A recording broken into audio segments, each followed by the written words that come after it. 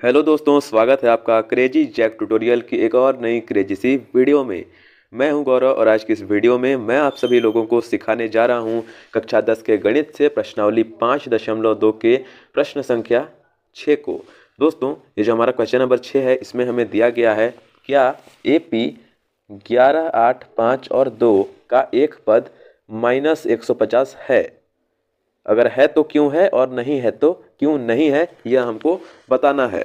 And एक और चीज़, इससे पहले के जितने जो प्रश्न है क्वेश्चन नंबर 5, 4, 3, 2, 1 या फिर इससे पहले की जो प्रश्नावलियां हैं, उनकी प्लेलिस्टों की लिंक आपको डिस्क्रिप्शन बॉक्स में मिल जाएगी। आप सभी चाहो तो वहाँ से जा करके उनको भी देख सकते हो और हर प्रश्न को इसी प्रकार से समझ सकते हो। आइए दोस्तों, प्रश्न को हल करने की शुरुआत करते हैं। यहाँ पर मैंने पहले से ही हल लिख रखा है।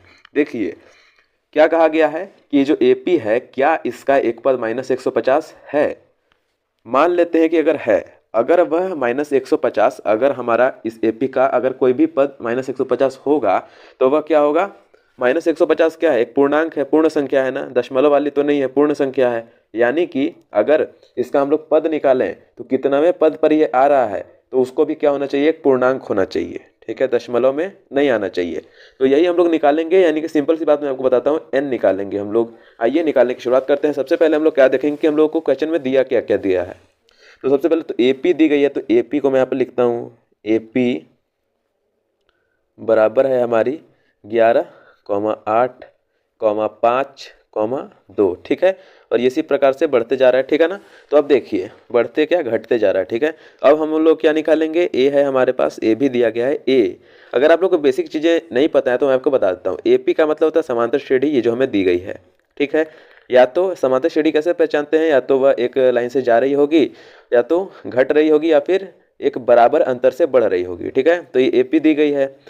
A यानी कि होता है प्रथम पद। ये जो AP होता है ना, इसका प्रथम पद यानी कि जो पहला अंक दिया गया होता है, कॉमा के जो सबसे फर्स्ट, AP लिख करके जो फर्स्ट जो होता है उसको A कहा जाता है, या फिर कहें तो A1 प्रथम पद कहा जाता है।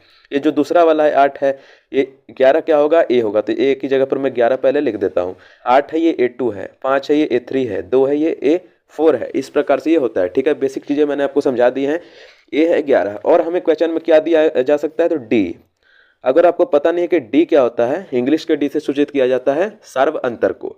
यहाँ पर मैं लिख भी देता हूँ। ठीक है, सार्व अंतर, सार्व अंतर। ठीक है, D बराबर, D कैसे निकालते हैं, देखिए जो हमारा दूसरा पद है यानी कि A2 है, उसमें से A1 को घटा करके हम लोग निकालते हैं D। इसको यहाँ पर हम लोग कर लेते हैं। देखिए A2 है हमारा 8, इसमें से हमको घटाना है 11 को, यानी कि प्रथम पद को। जब हम लोग इसको घटाएंगे तो हमें मिलेगा, देखो 11 में से 8 क्या, कितना बचा, 3 बचा, क्यों, और ये माइनस का आएगा क्योंकि माइनस वाली संख्या बड़ी की है। देखो ये 8 है, 8 और 11 में कौन सा बड़ा है, 11 बड़ा है, सिंपल सी बात है, अंक तो 11 बड़ा है ना।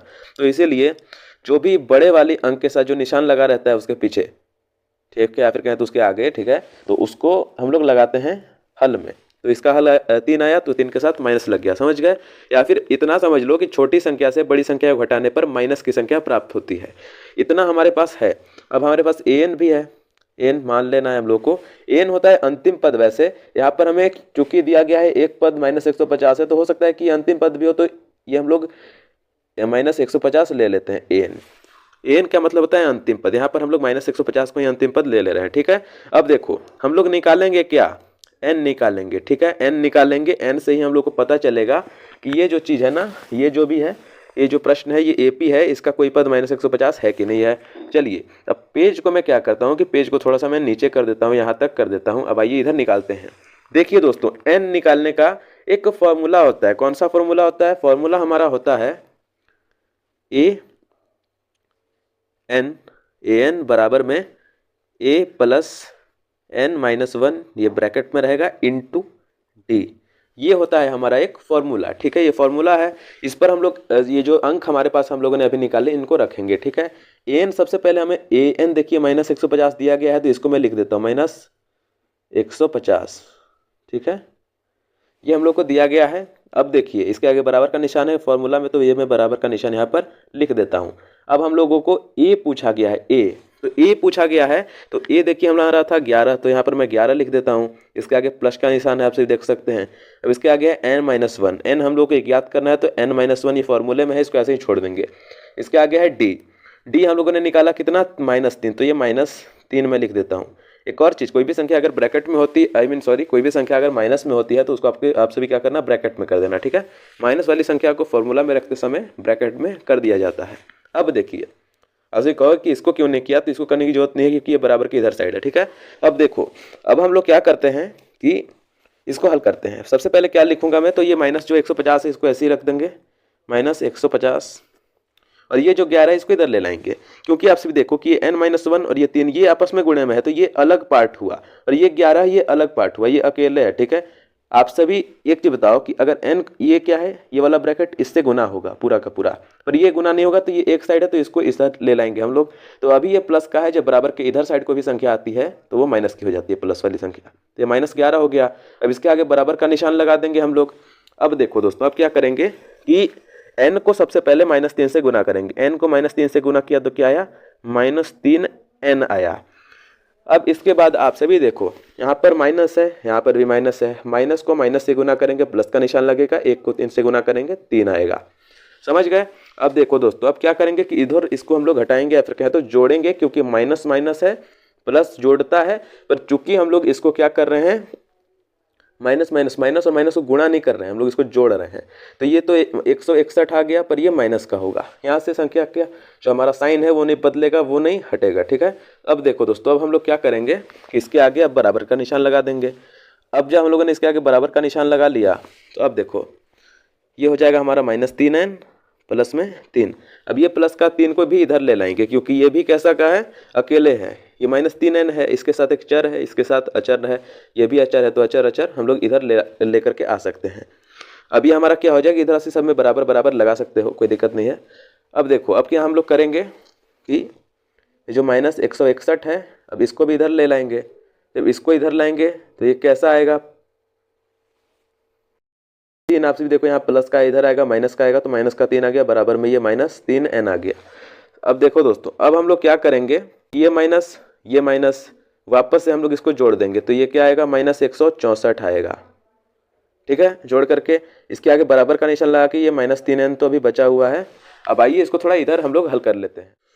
अब देखिए दोस्तों, अब हम लोग क्या करेंगे कि यहाँ पर आप सभी देखो ये n है, इधर मैं आपको एक बार इधर लिख देता हूँ, 164 बराबर में -3n।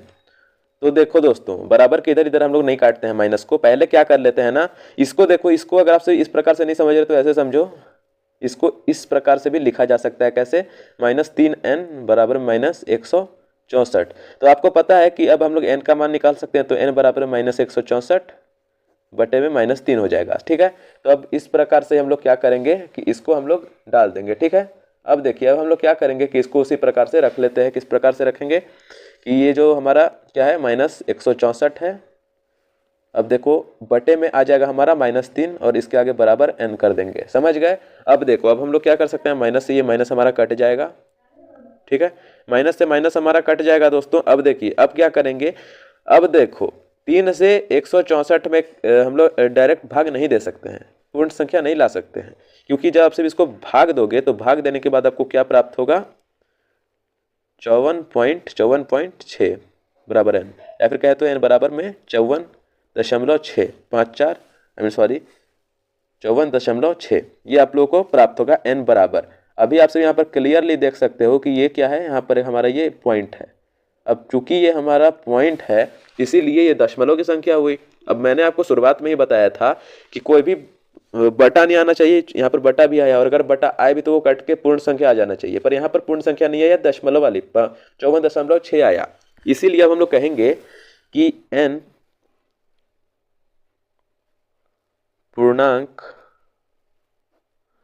नहीं है, या फिर कहें तो पूर्णांक संख्या नहीं है, इसलिए क्या लिखेंगे, इसलिए